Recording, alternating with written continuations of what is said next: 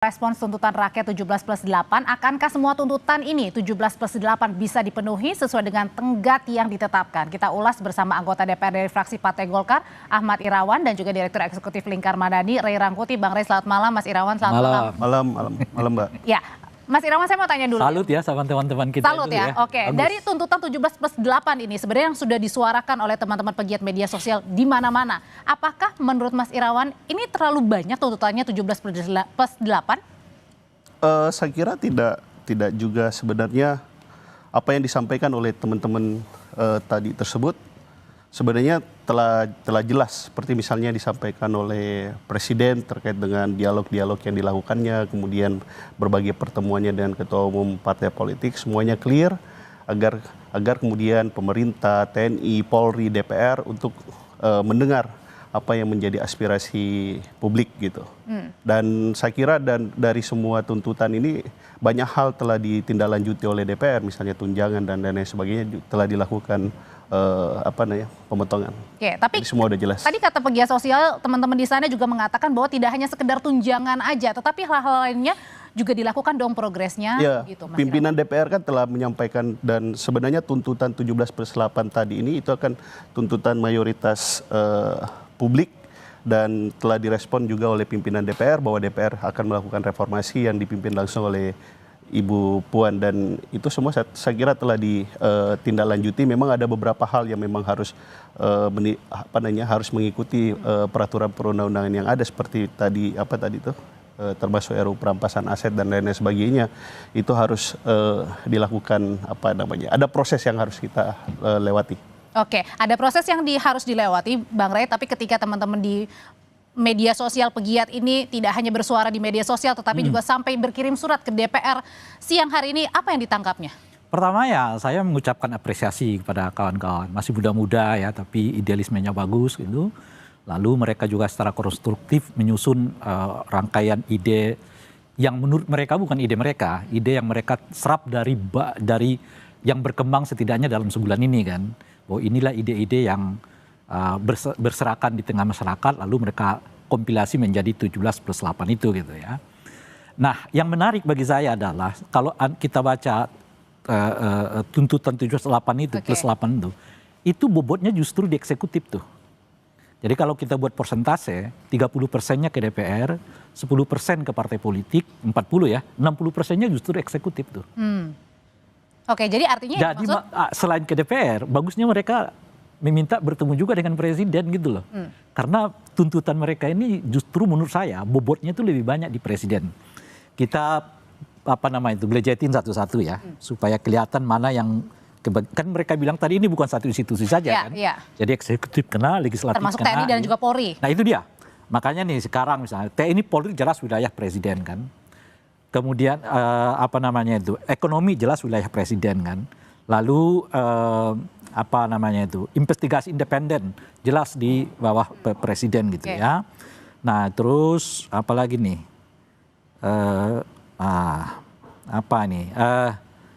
Kementerian Sektor Ekonomi jelas di presiden gitu ya. Kemudian perpajakan jadi lebih berat artinya adalah ke pemerintah begitu. Jadi kalau kita buat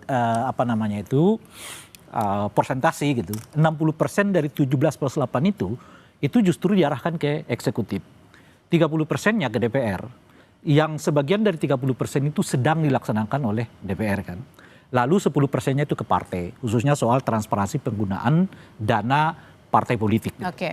Itu kalau dilihat kompilasinya itu. Nah makanya selain ke DPR, menurut saya kawan-kawan ini bagus juga kalau audiensi atau menyerahkan draft ini kepada presiden. Meskipun ini adalah permulaan sebenarnya mungkin ya. Saya nggak tahu, makanya saya akan memberi ininya juga. Kalau dilihat dari tulisan Anda ini, 17+8 ini justru bobot yang paling banyak harus ambil ini, kewajibannya gitu loh ya, tanggung jawabnya itu ada di presiden gitu. Oke, Mas Irawan, ini juga ada tenggat waktu dari teman-teman pegiat media sosial. Tadi dikatakan ada yang butuh waktu 1 tahun, ada yang bahkan juga kemarin bilang tenggat waktunya sampai 5 September. Akankah beberapa hal ini dapat direalisasikan selain tadi ya pembatalan tunjangan? Malah DPR banyak hal yang telah dikerjakan dikerjakan dan diselesaikan sebelum tenggat waktu selesai yang seperti yang diminta oleh oleh publik ya? atau teman-teman aktivis sosial media tadi. Dan memang kalau yang lainnya kan memang membutuhkan waktu untuk kemudian kita membicarakannya antara DPR bersama pemerintah. Namun seperti yang disampaikan oleh pimpinan DPR bahwa apa yang bisa kita selesaikan dalam waktu immediately segera itu sudah telah dilakukan oleh DPR. Oke, Nah ini kita bahas dulu lah ya. DPR itu punya tuntutan sekitar 1, 2, 3, 4, 5 tuh. 1, kenaikan tunjangan harus dibatalkan kan. Publikasi transferasi anggaran DPR kan. 6, kepemilikan harta anggota DPR harus dilacak oleh KPK gitu. 7, yang keempat ya berarti ya, mendorong Badan Kehormatan untuk memeriksa anggota DPR yang dianggap melecehkan aspirasi publik kan. Kemudian libatkan kader partai dalam ruang dialog. 8 ini. Tapi soal salah satu poin yang dikuatkan oleh mereka itu pembebasan kawan-kawan aktivis itu kan di polisi. Polisi itu ya ranahnya eksekutif gitu. Oke, ini adalah berkaitan dengan pembebasan dari peserta aksi massa selama 1 minggu kemarin. 1 minggu kemarin.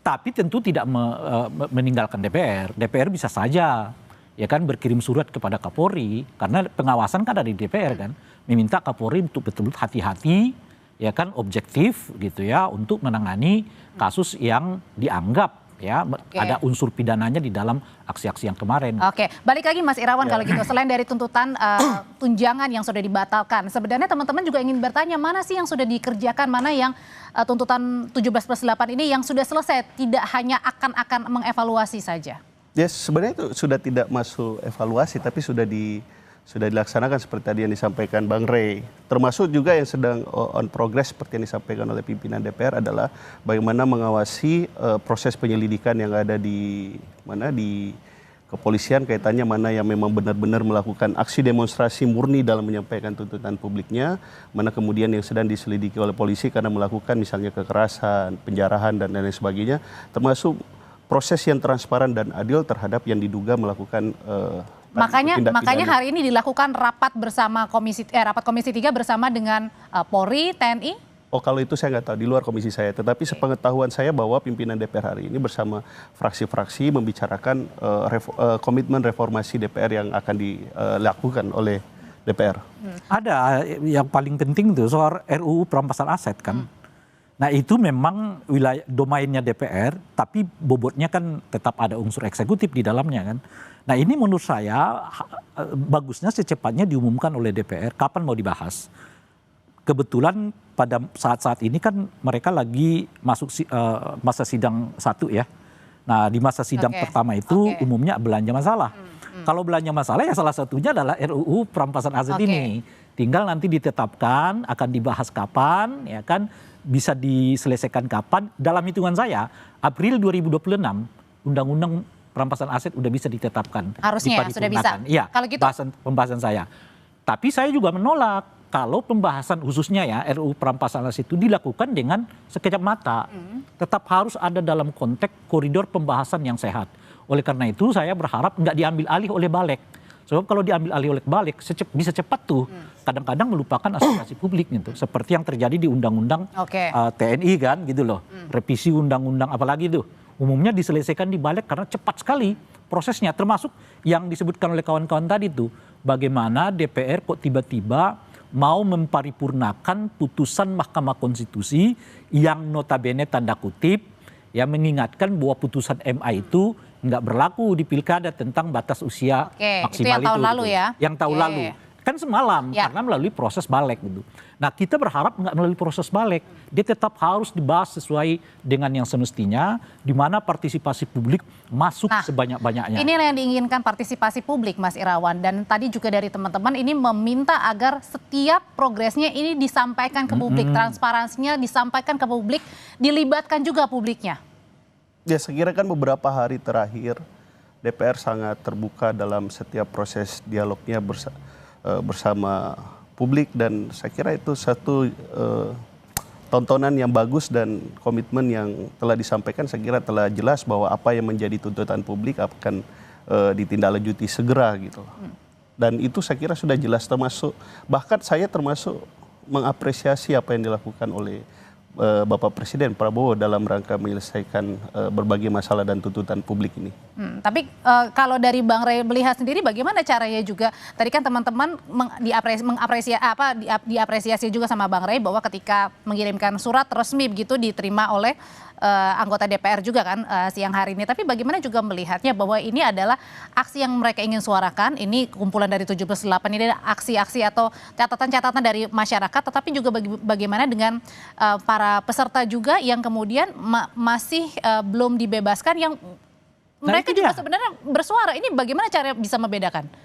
Maksudnya membedakan apanya? Iya, maksudnya aspirasi yang disuarakan benar-benar memang mereka menyuarakan aspirasi begitu. Yang kawan-kawan yang influencer ini? Iya, yang influencer dengan yang berada di dalam begitu, yang saat ini belum dilepaskan begitu. Itu sebetulnya mudah kalau kita bisa mengakses pasal-pasal yang diberlakukan dan dugaan-dugaan tindak pidananya gitu. Nah, cuma saya berdasarkan bacaan yang saya terima di media ya. Misalnya kasus saudara Alfredo itu, dia kan dituduh melakukan penghasutan oleh Del Pedro ya, Bang? Del Pedro, yang Lokataru ya. Dituduh melakukan penghasutan. Saya baca tuh, beliau ini kan ahli hukum ya. Saya baca itu, ternyata hanya soal pernyataan dia harus berani, gitu ya kan, lawan gitu. Ya di mana-mana demonstrasi macam-macam ya kalimat itu pasti keluar. Nah ini bagaimana caranya membedakan bahwa ini menyampaikan maksud saya kalau kita berbicara, kalau kita baca nih dalil-dalil yang disebutkan oleh kepolisian itu terhadap orang-orang yang dituduhkan ini sekarang, ada kesan memang dibuat pasal-pasalnya gitu loh. Nah, tentu tugas DPR salah satunya mengawasi, ada Kompolnas salah satunya mengawasi. Jangan lupa, ada Presiden juga yang bisa segera mengawasi. Dan sebetulnya langkah paling elegan itu ya di luar yang seorang yang bisa dibuktikan secara nyata melakukan perusakan, penghancuran terhadap harta benda, baik individu maupun negara gitu, harus dibebaskan. Harus dibebaskan? Iya.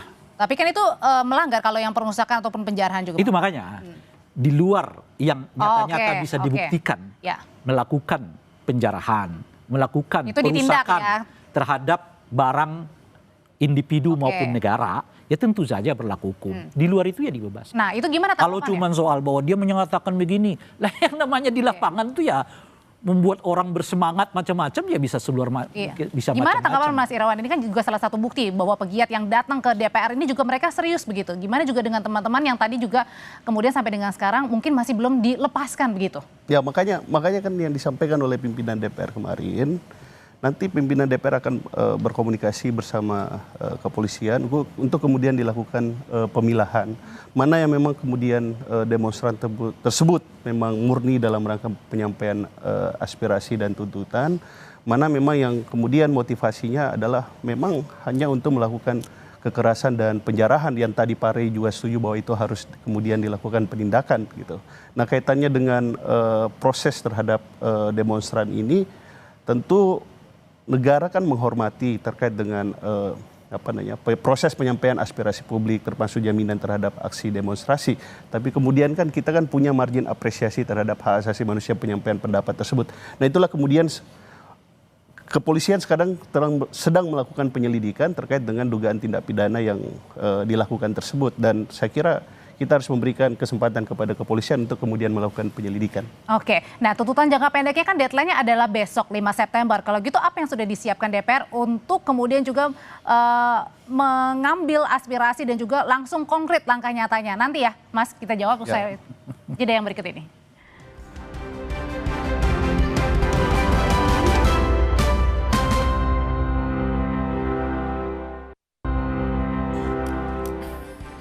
Bang Rey, jadi kalau menurut Anda sendiri dari tuntutan 17+8 yang tenggat waktunya adalah besok 5 September, yang mana yang sudah kira-kira dikerjakan? Kalau tadi Mas Irawan bilang kan sudah nih dikerjakan. Kalau soal sanksi lah ya, kan sudah 3 orang yang sudah dinonaktifkan, meskipun kita nggak mengenal istilah. Ini berkaitan dengan anggota DPR. Okay. Kemudian kalau soal tunjangan, ya kita harus lihat nanti di APBN 2026. Ini kan sekarang lagi pembahasan nih. Biasanya November akan ditetapkan untuk APBN 2026. Apakah tunjangan-tunjangan itu dihapuskan atau tidak? Gitu. Nah kalau soal RUU perampasan aset, nah makanya saya mau mengatakan itu dibahasnya bisa nanti Januari karena memang masa sidang kedua kan pembahasan gitu. Tapi sekarang mereka bisa tetapkan jadwal tuh bahwa RUU perampasan aset masuk dalam prolegnas tahun 2026. Berarti akan dibahas Januari 2026 sampai April kan. Sehingga nanti bisa ditagih oleh rakyat. Setidaknya besok itu udah ada pengumuman tuh yang berkaitan dengan itu. Perampasan aset gitu ya, kapan akan dibahas itu. Tapi saya kira juga ya, karena lagi-lagi ya, saya mengatakan 60% tuntutan ini sebetulnya lebih banyak ke eksekutif dibandingkan ke legislatif gitu. Ada baiknya juga DPR menginisiasi untuk melakukan pembahasan revisi undang-undang kepolisian menuju ke arah reformasi institusi polisi. Kan itu yang berulang-ulang kan disebut dalam tuntutan mereka kan. Nah, karena saya nggak melihat presiden tuh punya kemauan di situ gitu. Dua kali presiden pidato tentang yang terjadi sejak 25 sampai tanggal 30 Agustus lah ya. 2 kali pidato itu nggak menyinggung sama sekali soal reformasi institusi polisi. Padahal 25 isunya DPR, 27, 28 isunya adalah reformasi institusi polisi. Kan 27, 28 itu kan orangnya sudah ke Polda Metro Jaya kan. Itulah makanya akhirnya juga memuat 17+8 itu akhirnya dirangkum dan kemudian digaungkan lagi begitu ya. Itu makanya gini loh, kalau kita baca nih pasca peristiwa penabrakan terhadap Afan itu, kan banyak sekali rilis-rilis publik kan dari berbagai tokoh ya, dari berbagai organisasi macam-macam tuh, yang poinnya poin samanya itu satu tuh, yaitu reformasi institusi polisi yang dimulai dengan mengganti Kapolri dan Kapolda Jaya gitu loh. Kapolda Metro Kapolda Metro Jaya. Nah itu sampai sekarang menurut saya nggak disinggung-singgung, nggak sentuh itu oleh presiden. Itu makanya ditanya juga sama makanya kalau menurut saya begini. Kalau sampai tanggal 5 itu yang berhubungan dengan wilayah eksekutif nggak disentuh, ya mereka berkirim surat lah baiknya kepada presiden. Tapi kalau dari sejauh ini yang dilihat kemarin pimpinan DPR sudah menerima perwakilan mahasiswa juga sudah bersuara di dalam gedung DPR. Hari ini pegiat media sosial juga diterima. Ini sebenarnya jawaban-jawaban DPR sekarang memuaskan publik atau masih belum? Enggak, kita itu sudah pada level nggak percaya pada kata-kata. Gitu. Karena kata-kata itu sekarang... Tapi kan tunjangan sudah dibatalkan. Makanya menurut saya konkret aja nih. Kami akan bahas RUU perampasan aset tanggal berapa. Masa sidang berapa, tahun berapa. Kan bisa ditetapkan tuh. Mintanya katanya tanggal konkretnya langsung. Iya makanya. Misal satu. Yang kedua soal penarikan tunjangan. Nanti coba diperlihatkan aja. Kita akan koreksi nih poin-poin ini yang masuk bagian dari tunjangan-tunjangan anggota. Berarti artinya mau detail sampai ke akar-akarnya, ke konkretnya, bukan hanya detail tapi konkret juga langsung. Saya mengatakan begini, progresnya Mas Irawan. Sekarang itu penjelasan macam-macam tuh dalam bentuk tindakan, bukan lagi dalam bentuk lisan. Kita tanyain ke Mas Irawan. Sebenarnya nggak hanya penjelasan, tindakan udah. Kami telah menerima surat terkait dengan penghentian berbagai tunjangan yang menjadi tuntutan publik itu kaitannya dengan tunjangan perumahan. Terus juga kami telah mendapatkan arahan tidak ada kunjungan ke luar negeri sebagaimana yang diminta oleh presiden, oleh publik, semuanya telah ditindaklanjuti oleh DPR. Jadi apa yang secara internal bisa diselesaikan dan ditindaklanjuti oleh DPR itu telah ditindaklanjuti oleh DPR, kecuali kemudian yang sifatnya yang kita harus Bung Irawan, bagusnya itu mestinya surat-surat itu Anda bawa. Ini momennya Anda perlihatkan. Ini surat pimpinan DPR yang meminta kami tidak melakukan itu. Nah itu katanya yang diminta katanya bagusnya, transparansi juga katanya Mas, gimana? Iya.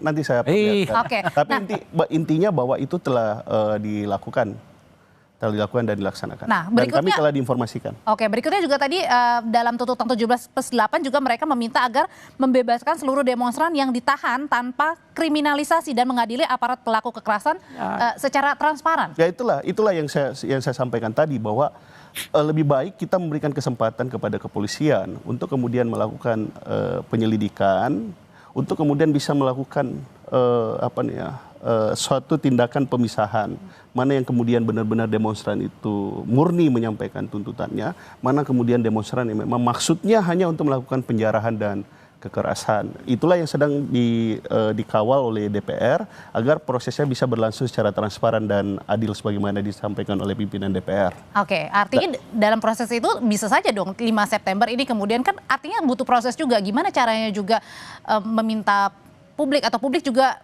bersedia untuk menunggu, Bang Rey? Maksudnya gini, yang perlu kita ingatkan ya sebetulnya gitu. Ini ada dua tuh, sikap protes dengan aksi protes. Aksi protes ini bisa menurun. Mungkin orang nggak ke jalanan. Oke. Ya, itu aksi namanya. Tapi sikap protes itu tetap terpelihara. Nah, yang lupa elit-elit politik kita ini adalah melihat di lapangan tuh nggak ada aksi protesnya. Tapi mereka lupa bahwa sikap protes itu tetap ada di kepala banyak orang. Yang begitu peristiwa itu terjadi, nggak bisa terkendalikan. Itu aja kita ingatkan kepada elit ini. Jangan Anda melihat karena demonstrasinya udah berkurang. Jadi dianggap sudah selesai. Ya? Okay. Sikap protes itu ada di kepala orang. Kita bicara yang substantif deh ya. Apakah kesenjangannya udah Anda atasi? Apa reformasi institusi polisinya Anda sudah lakukan? Apakah pemberantasan korupsinya udah dilakukan dengan sungguh-sungguh? Nah, misalnya hari ini saya mengatakan di beberapa tempat. Coba kita hitung lagi nih, termasuk Bung Ahmad Irawan ya. Berapa koruptor yang sudah dipenjarakan oleh polisi? Oke. Tapi berapa aktivis yang dipenjarakan oleh polisi? Oke. Kadang-kadang nggak berbanding antara aktivis yang ditangkap oleh polisi dengan koruptor yang ditangkap oleh polisi. Nah, hal-hal yang kayak begini di memori orang, kalau yang berhubungan dengan presiden, kekuasaan, kayaknya lambat banget nih proses hukumnya gitu.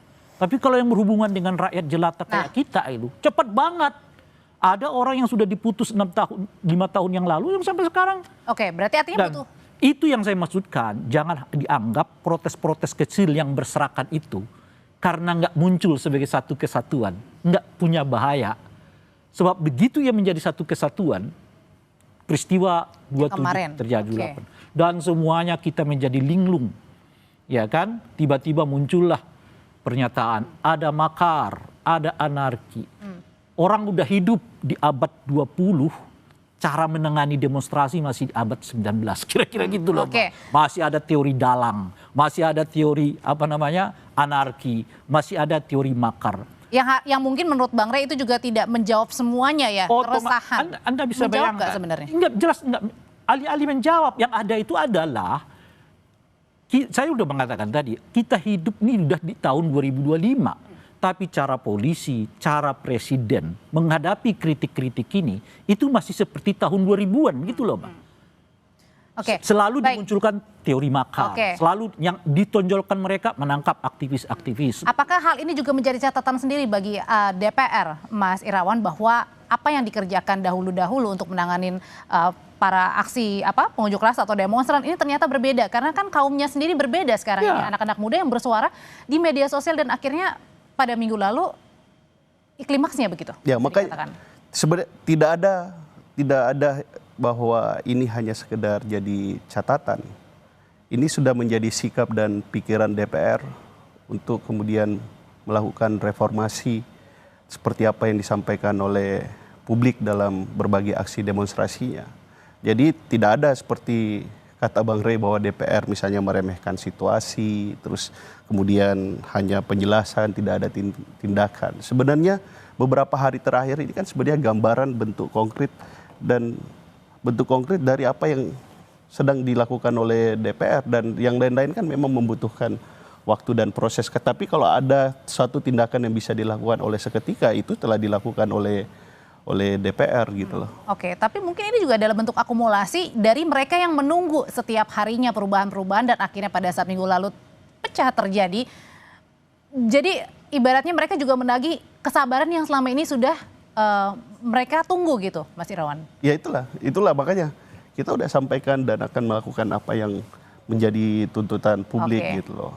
Dan pimpinan DPR telah menjelaskan bahwa kami akan melakukan reformasi internal dan akan dipimpin oleh Ibu Puan bersama pimpinan DPR lainnya dan bersama pimpinan fraksi lainnya. Presiden jelas, pimpinan-pimpinan partai politik jelas, pimpinan DPR RI jelas bahwa DPR harus berbenah gitu. Terkait dengan tuntutan lainnya, insya Allah DPR akan mengawal seperti apa yang dalam waktu diinginkan oleh sesegera publik. mungkin berarti ya? Dalam waktu yang sesegera mungkin yang Oke. memang menjadi wilayah jangkauan DPR Oke. gitu lah. Kalau gitu terakhir Bang Rey singkat saja sambil menunggu apa yang kemudian juga harus diperlihatkan. Tadi kan sudah ada janji bahwa akan sesegera mungkin melakukan kerja-kerja yang menjadi tuntutan. Bagaimana juga publik harus merespon menunggu ini?